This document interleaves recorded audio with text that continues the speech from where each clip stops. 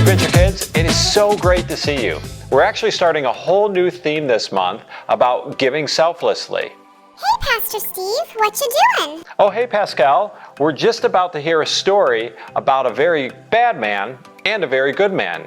The very bad man, his name was Pharaoh, and he didn't like God's people very much, and so he treated them like slaves and worked them very hard. Oh, that sounds terrible. Those poor people. I bet they had a terrible, horrible, no good, very bad life. That's so sad.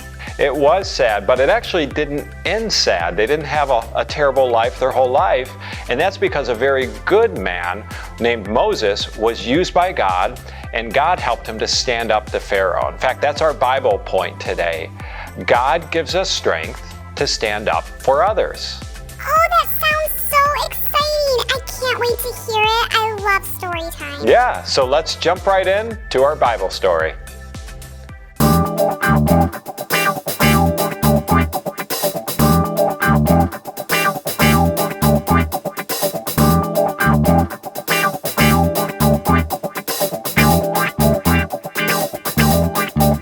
Joseph and his brothers grew old and died, but their children's children stayed on in Egypt, where they became a very large family. Later on, a new king began to rule.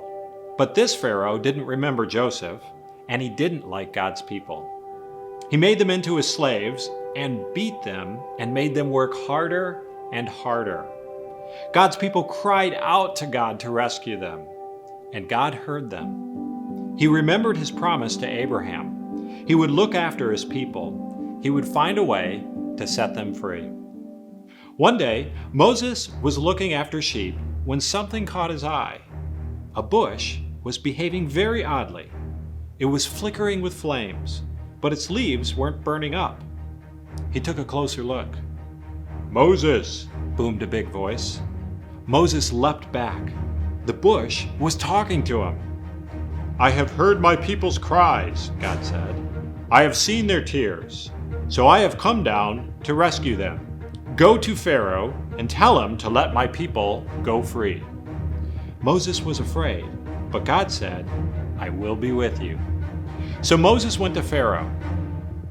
"Pharaoh," Moses began. God says, "God? Never heard of him." Moses kept going. God says, let my people go free. "Why should I?" Pharaoh said. "Don't want to? Won't." So he didn't. So God gave Pharaoh 10 warnings called plagues. First, God turned the river Nile into blood. No one could drink the water, but still Pharaoh would not let them go. So God made frogs come hopping and leaping and jumping. In your bed frogs, in your hair frogs, in your soup frogs, all over everywhere frogs. "Make them go away," Pharaoh screamed. "Then your people can go." So God took the frogs away. But Pharaoh changed his mind. "You can't go," he said.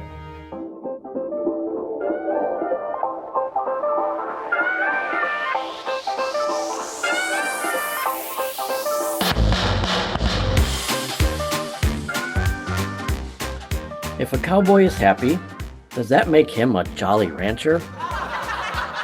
Hilarious! What did the pig say on a hot summer day? "I'm bacon." That there was funny. Did you hear about the mathematician who's afraid of negative numbers? He'll stop at nothing to avoid them. Albert out. Peace.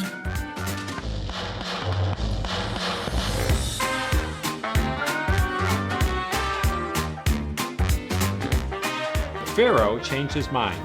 "You can't go," he said. Then God sent zillions of gnats. But still, Pharaoh said, "No." So then God sent swarms of flies, flies buzzing in your eyes flies. And after that, sickness, and horrible boils, Ew. and huge hailstones, and a storm of locusts. Then darkness when it should have been day, until it seemed that the whole world, creation and everything, was coming undone, falling back into darkness and emptiness and nothingness. But each time Pharaoh said, "Make it stop, and then I'll let them go." And each time when God made it stop, Pharaoh changed his mind and said, Actually, no. You can't go. Finally, Moses warned Pharaoh. Pharaoh, obey God, or he'll have to send the worst thing of all. Pharaoh just laughed. So God said, "The oldest boy in each family of Egypt must die, but my people will be safe." God told the people to take their best lamb, to kill it, and to put some of its blood on their front doors. When God passes over your house, God will see the blood and know that the lamb died instead of you. That night, it was just as God had said. Suddenly, piercing the darkness, echoing down the corridors of the palace, came a blood-curdling scream.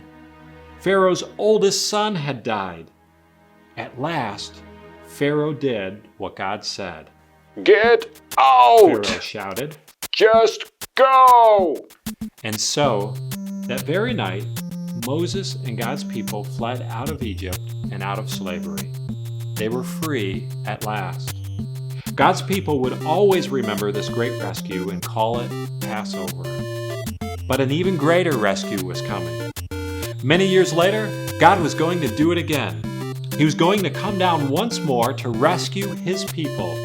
But this time, God was going to set them free forever and ever. And that's our story. Oh, I get it now. When we see people who are being treated poorly, God can use us to help rescue them, just like Moses. That's right, Pascal. That's our Bible point. God gives us strength to stand up for others. Awesome! I hope God uses me, and if he gets my attention with a burning bush, I'm gonna roast some marshmallows on it. That sounds like a great idea, Pascal. Have an adventurous week, everyone.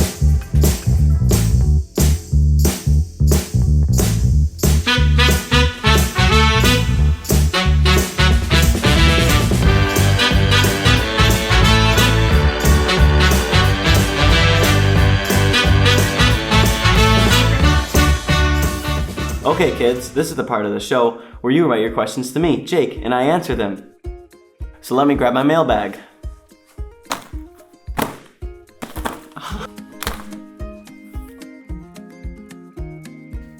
Hi, Jake. Does God still love me if I make bad choices? From Shane. That is a great question, Shane. So here's what I want you to know. God loves you all the time. Does he love you when you say a lie? Yep, God still loves you. Does he love you when you hurt others? Yep, God still loves you. Does he love you when you make mistakes? Yep, God still loves you. Now, God doesn't want you to make bad choices or sin. He wants the best for you. But no matter what, God loves you all the time. Hi, Jake. How fast can you run? From Windsor. Well, let's find out.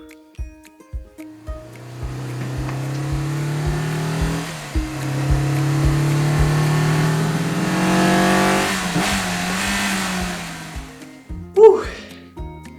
Lightning's my middle name. So remember, if you have a question for me, Jake, just go to the website takeawaywithjake.com and I'll be happy to answer your questions right here on the show.